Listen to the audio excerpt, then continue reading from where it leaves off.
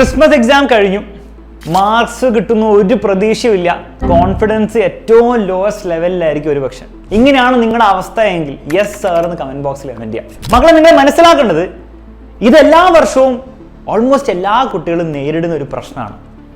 പക്ഷേ ഇനി അങ്ങോട്ട് നിങ്ങളുടെ പബ്ലിക് എക്സാമിന് 60 ദിവസമാണ് ബാക്കിയുള്ളത്. ആ പബ്ലിക് എക്സാമിൽ നിങ്ങൾ A+ ആണോ വാങ്ങുക, അല്ലെങ്കിൽ ക്രിസ്മസ് എക്സാം പോലെ അവിടെയും ഇങ്ങനെ കോൺഫിഡൻസ് കുറഞ്ഞിരിക്കേണ്ട അവസ്ഥ വരുമോ എന്നുള്ള കാര്യം തീരുമാനിക്കാൻ പോകുന്നത് ഇന്ന്, എക്സാക്ട്ലി ഇന്ന് നിങ്ങൾ എന്ത് തീരുമാനം എടുക്കുന്നു, അടുത്ത 60 ദിവസം നിങ്ങൾ എന്തൊക്കെ ചെയ്യുന്നുള്ള ഒരൊറ്റ കാര്യമായിരിക്കും. ഇത് ജസ്റ്റ് പബ്ലിക് എക്സാം വെറും പാസ്സാവാൻ വേണ്ടിയിട്ടുള്ള പ്ലാൻ അല്ല പറഞ്ഞുതരാൻ പോകുന്നത്. പബ്ലിക് എക്സാം വേറെ ലെവലിൽ ഡോമിനേറ്റ് ചെയ്യാൻ വേണ്ടിയിട്ട്, പബ്ലിക് എക്സാം കഴിയുമ്പോൾ വേറെ ഒരു മനുഷ്യൻ നിങ്ങളായി തീരാൻ വേണ്ടിയിട്ടുള്ള അക്കാഡമിക് കംബാക്ക് ആണ്. ഈ വീഡിയോയിൽ പറയുന്ന കാര്യം കൃത്യമായിട്ട് നിങ്ങൾ ഫോളോ ചെയ്യാൻ റെഡി ആണെങ്കിൽ നിങ്ങൾക്ക് തീർച്ചയായിട്ടും ഒരു ഗംഭീര അക്കാഡമിക് കംബാക്ക് വരുത്താൻ പറ്റും. അത് നിങ്ങളുടെ ലൈഫിനെ, നിങ്ങളുടെ ആറ്റിറ്റ്യൂഡിനെ തന്നെ കൂടെ ചേഞ്ച് ചെയ്യും. ഞാൻ പറയുന്ന കാര്യം കൃത്യമായി ശ്രദ്ധിക്കുക. Let's start the video. ആദ്യം ചെയ്യേണ്ട കാര്യം, നമ്മളൊരു ഓട്ടോപ്സി ചെയ്യാൻ പോവാണ് നിങ്ങളുടെ പരീക്ഷ പേപ്പറിന് മുകളിൽ. അപ്പം നിങ്ങൾ ചെയ്യേണ്ട അടുത്ത ഒരു 3 ദിവസത്തിൽ നിങ്ങൾ എഴുതിയ ഓരോ പരീക്ഷയും, ഫിസിക്സ് ആയിക്കോട്ടെ, മാത്സ് ആയിക്കോട്ടെ, എല്ലാ പരീക്ഷയിലും നിങ്ങളുടെ ക്വസ്റ്റ്യൻ പേപ്പർ എടുത്ത് വെക്കുക. എന്നിട്ട് നിങ്ങളൊന്ന് സീരിയസ്ലി ഒന്ന് ആലോചിക്കുക. ഓരോ ചോദ്യവും നിങ്ങൾക്ക് എന്തുകൊണ്ടാണ് ശരിയായത്, തെറ്റിയാൽ എന്തുകൊണ്ടാണ് തെറ്റിയത്. പല പല കാരണങ്ങളുണ്ടാവും. ചിലപ്പോൾ ഒരു സില്ലി മിസ്റ്റേക്ക് ആയിരിക്കാം, ചിലപ്പോൾ പരീക്ഷയിൽ നിങ്ങൾക്ക് ആ പരീക്ഷയുടെ ഹോളിൽ ഇരിക്കുമ്പോൾ ഓർമ്മ കിട്ടാത്തതായിരിക്കാം, ചിലപ്പോൾ കാൽക്കുലേഷൻ മാത്സ് ഒക്കെ ആണെങ്കിൽ ചിലപ്പോൾ ചെയ്തു വരാൻ പറ്റാത്തതായിരിക്കാം, ചിലപ്പോൾ നിങ്ങൾക്ക് ആ ക്വസ്റ്റ്യൻ നിങ്ങൾ അങ്ങനത്തെ ഒരു ക്വസ്റ്റ്യൻ കണ്ടിട്ട് പോലും ഇല്ലാത്തതാവാം, ചിലപ്പോൾ നിങ്ങൾക്ക് ആ കോൺസെപ്റ്റ് നിങ്ങൾക്ക് കൃത്യമായിട്ട് മനസ്സിലാക്കാത്തത് കൊണ്ടായിരിക്കും. നിങ്ങൾ പഠിച്ചിട്ടുണ്ട്, പക്ഷെ കോൺസെപ്റ്റ് കൃത്യമായിട്ട് മനസ്സിലാക്കാത്തതുകൊണ്ട് ഉത്തരം പറയാൻ പറ്റിയിട്ടില്ല. ഇനി അതൊന്നുമല്ല, നിങ്ങൾ തീരെ പഠിക്കാത്തൊരു ചാപ്റ്റർ ആയിരുന്നു എന്നുള്ള രീതിയിലാവും. ഇങ്ങനെ പല രീതിയിൽ നമുക്കൊരു ചോദ്യം ഉത്തരം കൊടുക്കാൻ പറ്റാത്ത അവസ്ഥ വരാം. നിങ്ങൾ ചെയ്യേണ്ടത്, അത് നിങ്ങളുടെ കേസിൽ ഓരോ സബ്ജക്റ്റിലും എന്തുകൊണ്ടായിരുന്ന കാര്യം ഒരു പെന്ന് വെച്ചിട്ട് ആ ക്വസ്റ്റ്യൻ്റെ മുകളിൽ തന്നെ നിങ്ങൾ അടയാളപ്പെടുത്തുക. എന്തുകൊണ്ടാണ് എനിക്കിത് ചെയ്യാൻ പറ്റാത്തത്. അത് നിങ്ങൾ ചെയ്താൽ നിങ്ങൾക്ക് കൃത്യമായിട്ട് മനസ്സിലാവും എവിടെയാണ് നിങ്ങൾ ഈ മാർക്ക് നഷ്ടപ്പെടുന്നത്. നിങ്ങൾ കോൺസെപ്റ്റ് മനസ്സിലാക്കാത്തതുകൊണ്ടാണോ കൂടുതൽ, അല്ലെങ്കിൽ നിങ്ങൾ പഠിക്കാത്തതുകൊണ്ടാണോ, ചാപ്റ്റർ പഠിക്കാത്തതുകൊണ്ടാണോ, അല്ലെങ്കിൽ നിങ്ങൾ വെറുതെ സില്ലി മിസ്റ്റേക്സ് ഉണ്ടാക്കുന്നതുകൊണ്ടാണോ, അല്ലെങ്കിൽ നിങ്ങൾ ഇനഫ് ക്വസ്റ്റ്യൻസ് പ്രാക്ടീസ് ചെയ്യാത്തതുകൊണ്ടെന്നുള്ള കാര്യം നിങ്ങൾ സ്വയം കണ്ടുപിടിക്കാത്തടത്തോളം നിങ്ങൾ എത്ര വീഡിയോ കണ്ടതുകൊണ്ടും എത്ര ക്ലാസ് കണ്ടതുകൊണ്ടും എത്ര നിങ്ങൾ വെറുതെ ഇങ്ങനെ പഠിച്ചുകൊണ്ടും കാര്യമില്ല. കാരണം നിങ്ങൾ റോങ് ഡയറക്ഷനിലായിരിക്കും നിങ്ങൾ പോകുന്നത്. കറക്റ്റ് ഡയറക്ഷനിൽ പോകണമെങ്കിൽ ആദ്യം നമ്മുടെ പ്രശ്നം നമ്മൾ കണ്ടുപിടിക്കണം. അതിന് നിങ്ങൾ ഈ ഒരു സിമ്പിൾ കാര്യം ചെയ്യണം. 2 നമുക്ക് വേണ്ടത് ഒരു മാസ്റ്റർ പ്ലാൻ ആണ്. വളരെ സിമ്പിളായിട്ട് പറഞ്ഞത്രേ ഉള്ളൂ. നമുക്ക് 2 മാസം ശരിക്കും ഇനി അങ്ങോട്ട് പഠിക്കാനുള്ളൂ, ജാനുവരി ഫെബ്രുവരി. ആ 2 മാസം നമ്മൾ ബുദ്ധിപരമായിട്ട് ഉപയോഗിക്കണം. പല കുട്ടികളും ചെയ്യുന്ന ഒരു വലിയ മിസ്റ്റേക്ക്, ജാനുവരി ഫെബ്രുവരി ഉണ്ടല്ലോ, അപ്പം മെല്ലെ മെല്ലെ പഠിച്ചാൽ മതി, ഫെബ്രുവരി ആകുമ്പോഴത്തേക്കും നമുക്ക് സിലബസ് ഒക്കെ തീർത്താൽ മതി എന്നുള്ളൊരു മെൻറ്റാലിറ്റിയിൽ പോകും. അതാണ് ഏറ്റവും വേസ്റ്റ് സ്ട്രാറ്റജി. ഒരിക്കലും നിങ്ങൾ ചെയ്യാൻ നിൽക്കരുത്. നേരെ മറിച്ച് നിങ്ങൾ ആ 2 മാസത്തിനെ 2 സെപ്പറേറ്റ് മാസങ്ങളായിട്ടും ആ 2 മാസത്തിന് വേണ്ടി സെപ്പറേറ്റ് സ്ട്രാറ്റജി നിങ്ങൾ ഉപയോഗിക്കണം. വളരെ സിമ്പിളായിട്ട് പറഞ്ഞു കഴിഞ്ഞാൽ ജാനുവരി എന്ന് പറഞ്ഞ മാസമേ നിങ്ങൾക്ക് പഠിക്കാനുള്ളൂ. ഇനിയുള്ള ചാപ്റ്റേഴ്സ് ഉണ്ടാവും, ഇതുവരെയുള്ള ചാപ്റ്റേഴ്സിൽ പല ചാപ്റ്റർ നിങ്ങൾ പഠിക്കാത്തതുണ്ടാവും. അതൊക്കെ പഠിച്ചു തീർക്കാൻ വെറും ജാനുവരി പറഞ്ഞ മാസം ഉള്ളൂ എന്നുള്ള കാര്യം നിങ്ങൾ തീരുമാനിക്കാം. അപ്പോൾ സാർ പിന്നെ ഫെബ്രുവരിയോ? February is only for revision and question practice. Maximum ചോദ്യങ്ങൾ ചെയ്യാം. അത് പ്രീവിയസ് ഇയർ ചോദ്യങ്ങളായിക്കോട്ടെ, നിങ്ങൾ എക്സാമിനറിന്റെ ബാച്ചിൽ ജോയിൻ ചെയ്തവരാണ്, ബാച്ചിൽ ഇഷ്ടംപോലെ മെറ്റീരിയൽസ് കിട്ടുന്നുണ്ട്, അതിലുള്ള ചോദ്യങ്ങളായിക്കോട്ടെ, ക്ലാസ്സിൽ ബാച്ചിൽ എടുക്കുന്ന ചോദ്യങ്ങളായിക്കോട്ടെ, ക്വസ്റ്റ്യൻ പ്രാക്ടീസ് ചെയ്യാനും. പിന്നെ നമ്മൾ പഠിച്ച ചാപ്റ്റേഴ്സ്, ഫസ്റ്റ് മുതൽ നമ്മുടെ ഓണപരീക്ഷ മുതൽ പഠിച്ച ചാപ്റ്റേഴ്സ് പല ചാപ്റ്ററും നിങ്ങൾ അപ്പോഴത്തേക്ക് മറന്നു പോയിട്ടുണ്ടാവും. അല്ലെ റീസെന്റ് പഠിച്ച ചാപ്റ്റർ പലതും നിങ്ങൾക്ക് അങ്ങോട്ട് ഫുള്ളി അങ്ങോട്ട് മനസ്സിലായിട്ടുണ്ടാവില്ല. അത് റിവൈസ് ചെയ്യാനും വേണ്ടിയിട്ടുള്ള സമയമായിട്ട് ഫെബ്രുവരി നമ്മൾ കാണാം. ഈ രീതിയിൽ നിങ്ങൾ ടൈം സ്പ്ലിറ്റ് ചെയ്ത് കഴിഞ്ഞാൽ നിങ്ങൾക്ക് ഒരു ബുദ്ധിമുട്ടുണ്ടാവില്ല. മാത്രമല്ല, നിങ്ങൾ ജാനുവരി ചാപ്റ്റർ ഒക്കെ പഠിച്ചു കഴിഞ്ഞാൽ ഫെബ്രുവരിയിൽ ഈ ചോദ്യങ്ങളൊക്കെ ചെയ്യുമ്പോഴാണ് നിങ്ങൾക്ക് മനസ്സിലാവുക ഒരു ചാപ്റ്ററിലെ എന്തൊക്കെ പോർഷൻസ് ആണ് ശരിക്കും ഇമ്പോർട്ടൻറ്റ്, ഏതൊക്കെയാണ് ശരിക്കും ഇമ്പോർട്ടൻ്റ് അല്ലാത്തതെന്നുള്ള കാര്യം നിങ്ങൾക്ക് തന്നെ ഒരു ധാരണ കിട്ടണമെങ്കിൽ നിങ്ങൾ ആ ഫെബ്രുവരി ആകുമ്പോഴത്തേക്കും ചോദ്യങ്ങൾ ചെയ്ത് തുടങ്ങണം.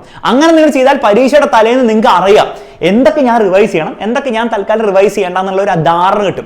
ഏത് തരം ചോദ്യങ്ങളായിരിക്കും പരീക്ഷയിൽ വരിക എന്നുള്ള ധാരണ നിങ്ങൾക്ക് ഉണ്ടെങ്കിൽ പരീക്ഷയുടെ തലേന്നൊക്കെ നിങ്ങൾക്ക് പെട്ടെന്ന് റിവൈസ് ചെയ്യാൻ പറ്റും. വളരെ എഫക്റ്റീവ് ആയിട്ട് സ്വയം നിങ്ങൾക്ക് ചെയ്യാൻ പറ്റും. അപ്പോൾ ഈ ഒരു രീതിയിൽ January February, January for learning, February for revision and question practice എന്ന രീതിയിൽ നമ്മൾ സ്പ്ലിറ്റ് ചെയ്യുക. ആ രീതിയിൽ നിങ്ങൾ പഠിക്കാൻ തുടങ്ങുക. 3ാമത്തെ ടിപ്പാണ്, നിങ്ങൾക്ക് പലർക്കും ഉള്ള ഒരു പ്രശ്നം.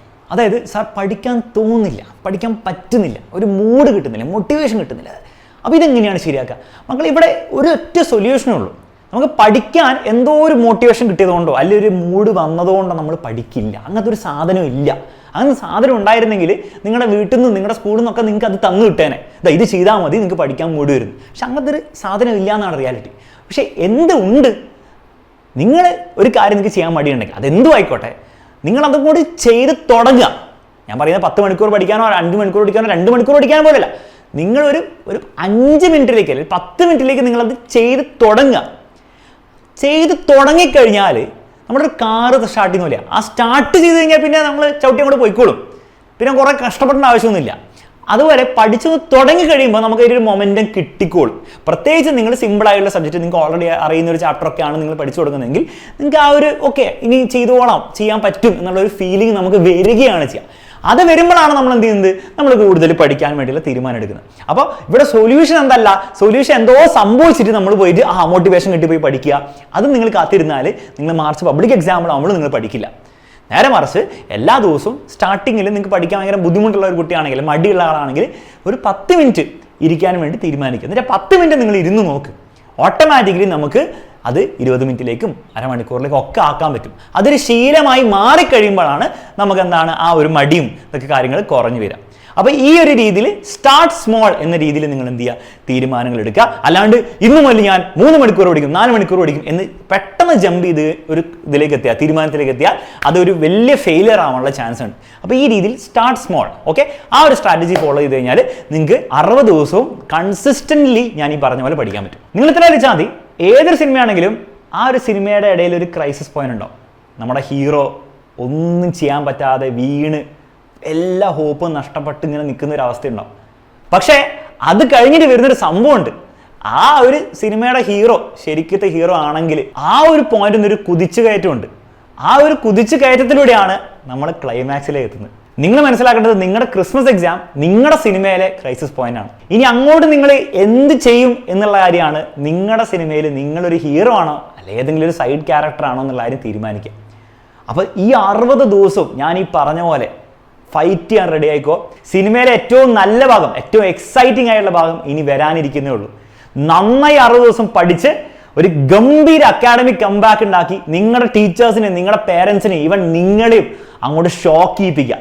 ഞാൻ ഉറപ്പ് തരുന്നു, ഈ ഒരു 60 ഡേയ്സ് അക്കാഡമിക് കംബാക്ക് നിങ്ങൾ വരുത്തി കഴിഞ്ഞാൽ നിങ്ങളുടെ ലൈഫ് മാറും. കാരണം നിങ്ങൾക്ക് മനസ്സിലാവും അവസാനം ഒരു തീരുമാനം എടുത്തു കഴിഞ്ഞാൽ അത് നേടിയെടുക്കാനുള്ള കഴിവ് നിങ്ങൾക്ക് ഉണ്ടെന്നുള്ളത്.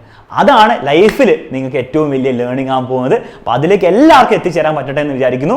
ഓൾസോ ഈ കാര്യങ്ങൾക്കൊക്കെ നിങ്ങൾക്ക് പ്രോപ്പറായിട്ടുള്ള സഹായം വേണം. പ്രോപ്പറായിട്ടുള്ള ടൈം ടേബിൾ വെച്ച് പ്രോപ്പറായിട്ടുള്ള ക്ലാസ്സുകളൊക്കെ ആവശ്യമുണ്ടെങ്കിൽ എക്സാമിനറുടെ ബാച്ചിലൊക്കെ ജോയിൻ ചെയ്യാം.